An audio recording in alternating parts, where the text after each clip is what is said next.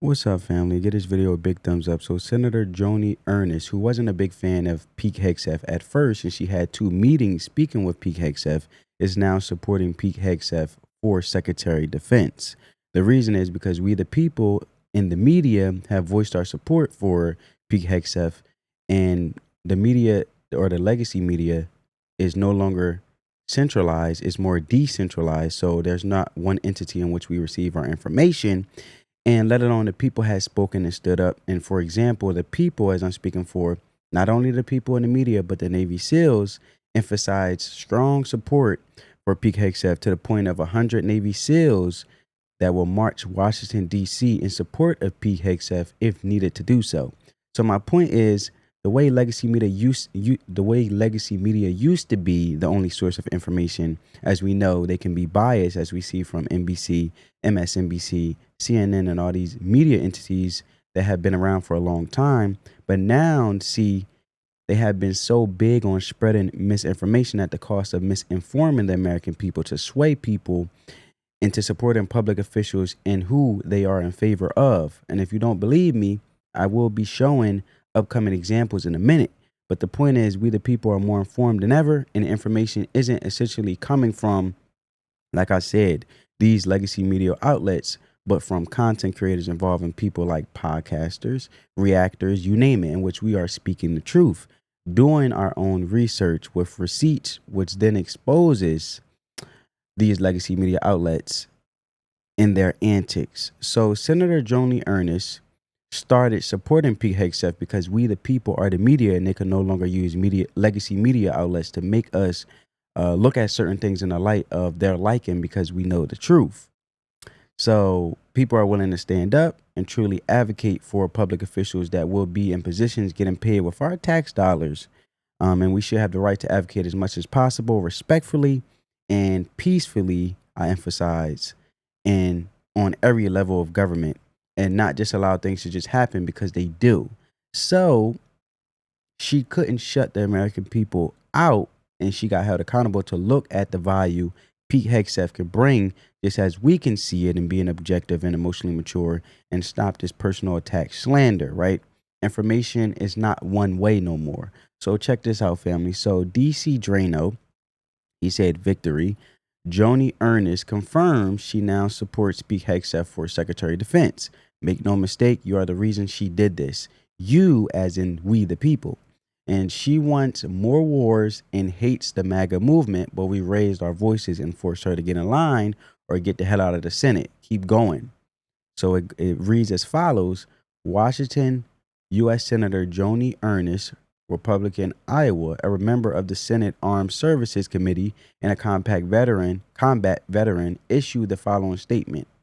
I appreciate Pete Hegseth's responsiveness and respect for the process. Following our encouraging conversations, Pete committed to completing a full audit of the Pentagon and selecting a senior official who will uphold the roles and value of our servicemen and women based on quality and standards, not quotas, who will prioritize and strengthen my work to prevent sexual assault within the ranks. As I support Pete through this process, I look forward to a fair hearing based on truth and not anonymous sources. So there you have it, family.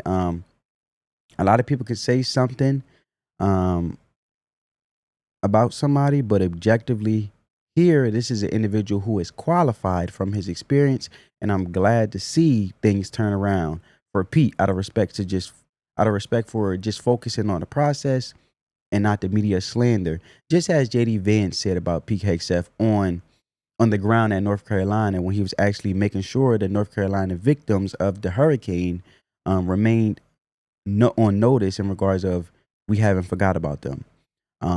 In which this administration that's going to come in January 20th, standing on business and letting the victims know that they haven't forgot about them.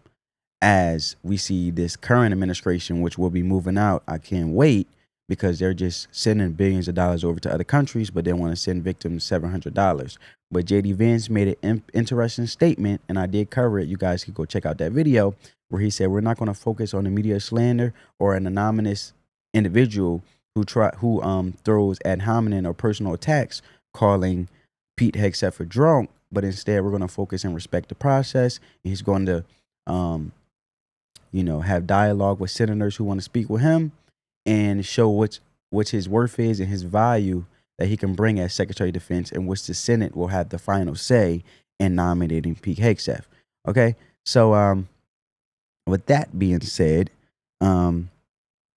Senator Tom Cotton has something to say, and I want you guys to check out the convo with him. Can you shed some light on your... Or, matter of fact, before we get to Tom Cotton, I want you guys to see Pete Hegseth in regards of the update when he had the meeting with Senator Joni Ernest. As I told you guys, he had 2 meetings, and I believe this is the second meeting. And this is him recently speaking with the press. Conversation with Joni Ernest. It was a very good meeting with the senator. The more you spend, I've known her for 10 years. The more we talk, the more we're reminded of, as 2 combat veterans, how dedicated we are to defense. And she has been dedicated to making the Pentagon work for warfighters for a long time. We've had a great, extensive conversations about that. And I just appreciate her commitment to the process, and we look forward to working together. Well, there you have it, folks. That was the recent update in regards to Pete Hegseth speaking with the media in Capitol Hill after having his meeting with Joni Ernest. However, if you guys are still up in air in regards of the confidence of the turnaround in regards of people having confidence and hope for Pete Hegseth in regards of him being nominated, Senator Tom Cotton, now, and I mentioned to you, had a convo in regards of dialogue up in Capitol Hill, and he also gives an interesting point where basically he said was 32 years ago since Bill Clinton transitioned, where 2 Republicans voted against their own party. But I want you guys to check this out. Lastly, real quick, Pete Hegseth seems to have gotten momentum behind him, but you're in Washington. You talk to these senators. You go to lunch in the cafeteria together. So is he on track? Is he gaining momentum?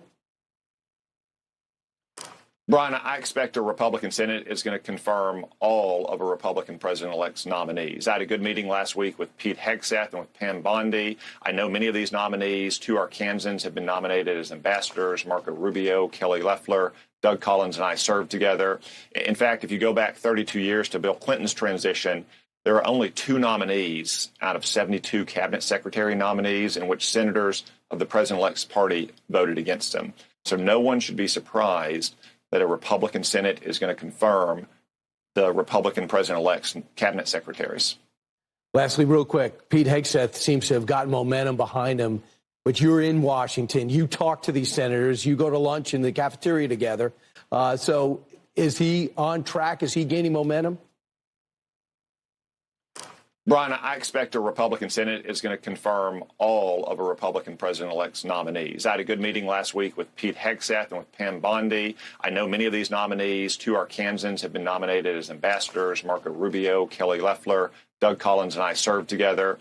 In fact, if you go back 32 years to Bill Clinton's transition, there are only 2 nominees out of 72 cabinet secretary nominees in which senators of the president-elect's party voted against him. So no one should be surprised that a Republican Senate is going to confirm the Republican president-elect's cabinet secretaries. Lastly, well, there you go. You have it, folks. I believe he gave a big confident yes from the state of dialogue he is having between individuals on Capitol Hill, in my opinion. And you don't believe me? I want you guys to check out Donald Trump's response with Christine Walker, meet with the press on NBC. Check this out, family. Looks like Peter's doing well now. People were a little bit concerned. He's a young guy with a tremendous track record, actually. Went to Princeton and went to Harvard. He was a good student at both, but he loves the military, and I think people are starting to see it. So we'll be working on his nomination along with a lot of others.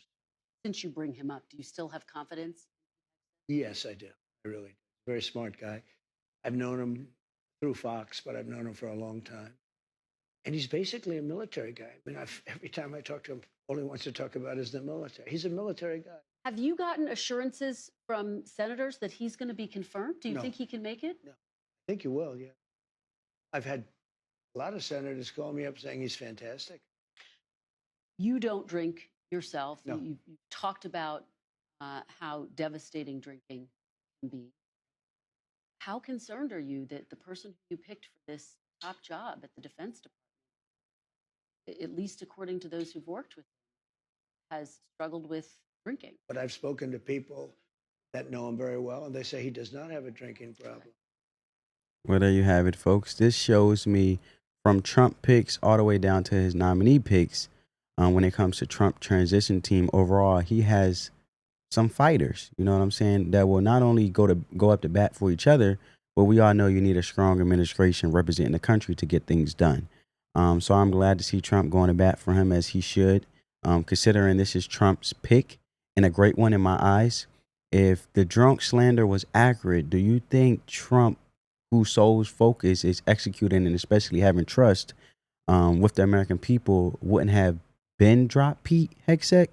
And even if the slander was so accurate, don't you think out of respect in regards to Pete Hegseth or from Pete Hegseth and being in the service himself, fighting on the behalf of the American people, and how much respect he not only had for the service and the American people, he would have been dropped out? Don't you think he wouldn't have been dropped out? I mean to say, that's why I love the people, and we the people, as we are the media, as Elon Musk would say, continue to hold individuals in the legacy media and senators like Joni Ernest accountable, because they don't seem to back down either with this messy, misguided propaganda like Jake Taburn on CNN. If you guys don't believe me, I want you guys to check this out.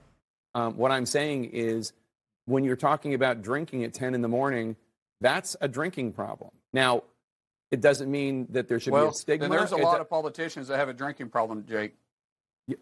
Yes, of course. But I guess my question is... Yeah, and then there's probably a lot of media that has a drinking problem, too. And now I don't drink. I haven't tasted alcohol in many, many, many years, and never have drank at all in my life, really. And so I really don't understand that. But there's a lot of alcohol that flows through Washington, D.C. on a regular basis. And I wouldn't say that people are alcoholics or they have a drinking problem because of that. I don't see it at all. I don't see that being a problem. And I really wish that the media would move on and start focusing on what he can bring to the Secretary as Secretary of Defense, because he has a lot of good attributes too, but we only focus on the negative. And we get so caught up on running at negatives. And just because he's on this side of the confirmation process, it seems like everybody wants to point out everybody's faults. Yes, he has a past. You know, Jake, you and I both have a past, and our listeners have a past too. And we get that. He's not hiding from his past. He's answering the questions of his past. That doesn't disqualify him from being Secretary of Defense, though. Part of the process is Republican senators and people in the media and Democratic senators and anyone asking questions about the person's qualifications and about the appropriateness of an individual.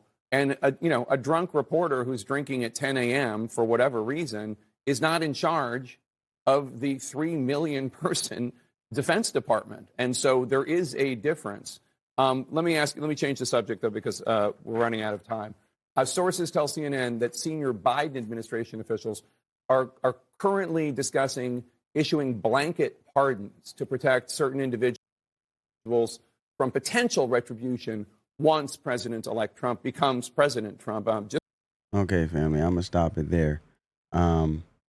This is why CNN and MSNBC, NBC are so infatuated with their pro-democratic or pro-democrat bias behind, instead of focus on having dialogue of the value Pete Hegseth can bring to the table and the factual things Pete Hegseth has done, which is the true measure of a man by what he done and what he do. And like I said, what he have done for the country and what will he do and what do we know so far, right? But they'll rather throw personal attacks just like they do Trump, and nobody cares for this childish nonsense, especially we the people. The legacy media is more concerned where individuals who do work for these networks value nothing, only themselves, stirring up negative controversy, which would be the death of these networks anyway, in my opinion. So shout out to Senator Mullen for getting straight to the point with the overall health of the conversation, which seems pretty good and healthy, focusing on the process in regards to nominating Pete Hegseth, because it keeps the sole focus on the importance in which Secretary of Defense is important. They uphold the mantra, tone, and attitude of our amazing servicemen and women who fight for this country, and not trying to keep us hopeless or keep hopelessness pertaining to a pick our president-elect trusts, and for the importance of making America great again, right? But this shows we must stay informed and be able to weed out the truth and lies, so we can have that discernment to receive the message from Senator Mullen. And want to know the truth of a person, just watch how they talk and conduct themselves. So look at this anti-Trump guy, Joe Walsh, who treats Trump picks the same way in regards to his transition team. So I want you guys to check this out. Go down right here. Check it out. So let's cut to the chase, because it is Saturday morning. Trump doesn't give a shit that Pete Hegseth has a history of treating women like shit. Right. Because that's what Donald Trump has done. Trump doesn't care that he's an abuser and a harasser of women, because that's what Trump has been. So it's the drinking, I think, that Donald Trump has always considered to be a weakness. But we were talking earlier, Michael, I don't think Trump wants to take another hit. He lost Gates. Right. I don't think his ego wants him to lose another cabinet pick. So look, this is just messy business and personal attacks. And of course, they are protected because he's siding with the legacy media networks who allow this delusional ignorance to take place, which is why all these networks will go down, because they will never be objective and don't care to be, just like you have an individual like this who doesn't care to be objective.